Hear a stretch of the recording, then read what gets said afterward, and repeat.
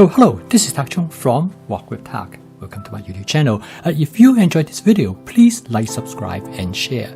Feel free to write to me at walkwithtak@gmail.com if you have any questions regarding this video or any other videos that I've posted in the past. Please feel free to leave a comment below the video, and I'm looking forward to hearing from you. Fall is a busy time in the Midwest. The farmers are very busy in harvesting. This is a lot of activity during this time of the year, and I really enjoy the seasonal change. At the same time, I continue to work on my Walk with Tak channel. The goal is to help you to make home cooking as part of your daily routine using my fast cooking system. And the word fast stands for flavor chasing, advanced prepping, stir frying, and template-based cooking. Now, of the cooking system, the most important aspect which will make your home cooking spontaneous and intuitive is the aspect which I call it template-based cooking. Now, in this video, I'm going to show you how template-based cooking can be used to cook almost any type of proteins that you want. If you use a basic template, you can make adjustments to the individuality of each of the proteins. This gives you a lot of flexibility, and it also makes your home cooking creative. Now, in this particular video, I'm going to demonstrate how to cook a dish with baby cuttlefish. The reason I mention baby cuttlefish because I have a friend visiting me, and she's going to spend about a few days with us. And I know she likes baby cuttlefish. That's one of her favorite. And she also likes the dish to have the Thai flavor, which means that it's more on the sweet side as well as to be spicy. With the fast cooking system, I can make adjustment to almost any type of food ingredients that I'm going to cook. Without the fast cooking system, I probably would be quite concerned how to cook baby cuttlefish. But with template-based cooking, I have a general understanding how to cook different kinds of proteins. And by using this template, I find it to be successful in cooking almost any type of proteins that I want. I need to make some final adjustment accordingly because each protein has their individual and unique characteristics. And cuttlefish is no exception.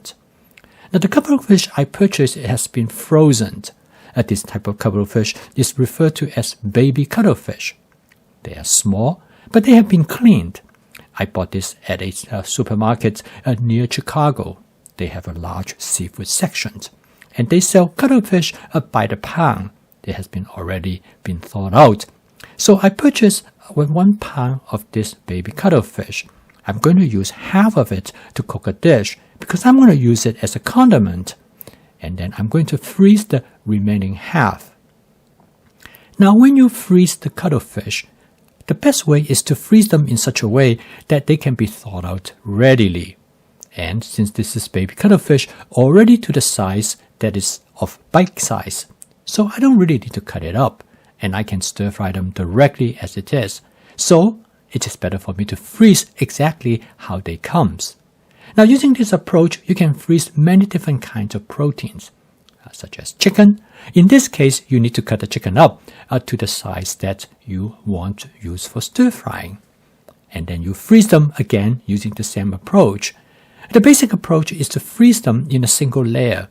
And in this case, as you can see, I spread them out in my Ziploc sandwich bag. Now, the advantage of this is that when you're ready to thaw them out, it will give you the maximum surface area. So you can thaw them out in a bowl of lukewarm water, and usually in about 10 minutes or less. So using this approach, you can have many different proteins frozen in such a way, and you can have any of them you want in any particular night. All you have to do, go in and get the protein that are frozen and thaw it out. 10 minutes later, you are ready to cook. It gives you a lot of flexibility to choose what you want to eat in that particular night. And this makes your home cooking more interesting. Nobody can match this type of flexibility, even if you go to a restaurant. Now, to cook this cuttlefish, I use a basic template. The template is to sear the proteins first, and then you cook it slowly. In order to sear it, you need to heat up the oil as much as possible. and the highest temperature of the oil you can reach is smoking point. So I heat up the oil until it starts to smoke gently, and I let it to smoke for about 10 to 20 seconds, and this is the time when the wok is being seasoned to create a non-stick cooked surface. After I thaw out the cuttlefish, I try to keep it as dry as possible, because any moisture will reduce the temperature of the oil, and that will reduce the effectiveness of the searing process.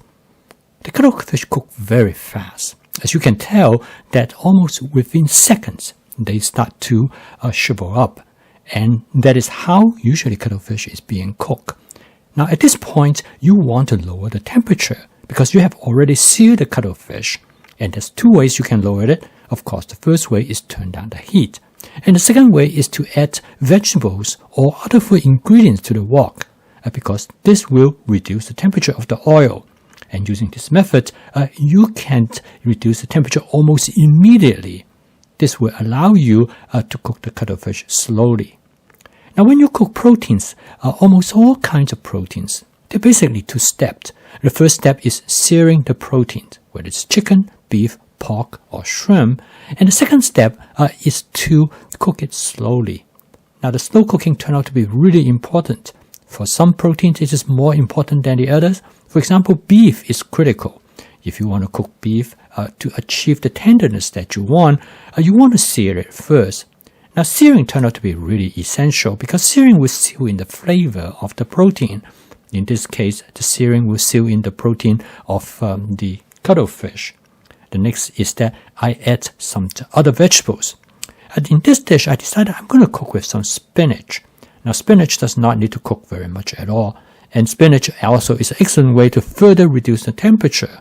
And by this time, I already shut off the heat because the cuttlefish is pretty much cooked. The texture of the cuttlefish turned out to be really critical. You do not want to overcook it because then it will get kind of rubbery. But you do not want to undercook it either because it will not taste quite right.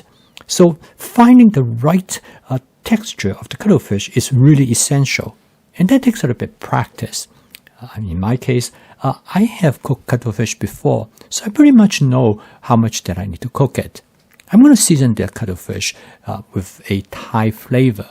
A Thai flavor usually contains sweetness, and for this, I'm going to use a sweet chili sauce from Panda Express. And for saltiness, I'm going to add a little bit of oyster sauce. The oyster sauce will also add some umami flavor to the dish. Now this dish is going to be a lot of flavor already. With the purple cabbage, the tofu, the spinach, as well as the pepper, it will give this dish a wealth of flavor.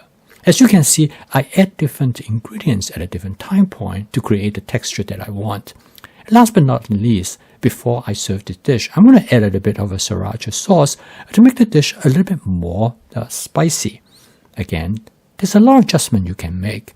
And this is where flavor chasing comes in. With flavor chasing, you can constantly adjust the flavor of your dish.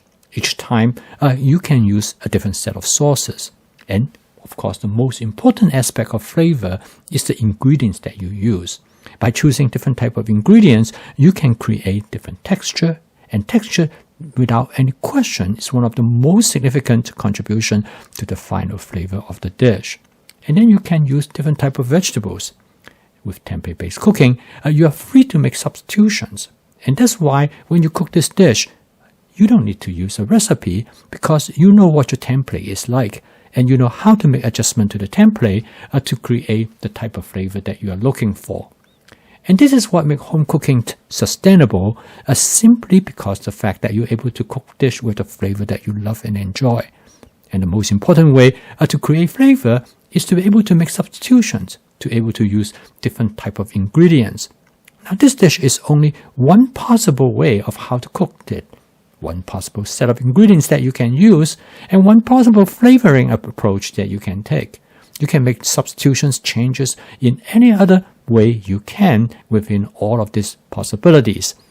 And this is why home cooking can be extremely exciting. And home cooking without using a recipe will make home cooking far more fun and interesting. With the creativity, you can cook almost any dishes that you would like. I post a video each day with the goal to help you to make home cooking as part of your daily routine using my fast cooking system. The fast cooking system has 4 components. There's flavor chasing, advanced prepping, stir frying, and template-based cooking. When you put all these components together, it will make your home cooking practical, efficient, creative, and fun. And most importantly is that it will allow you put a meal on the table using all fresh ingredients, all cooked from scratch. If you'd like to learn more about this cooking system, please subscribe to this YouTube channel. So keep on cooking, and I will see you tomorrow.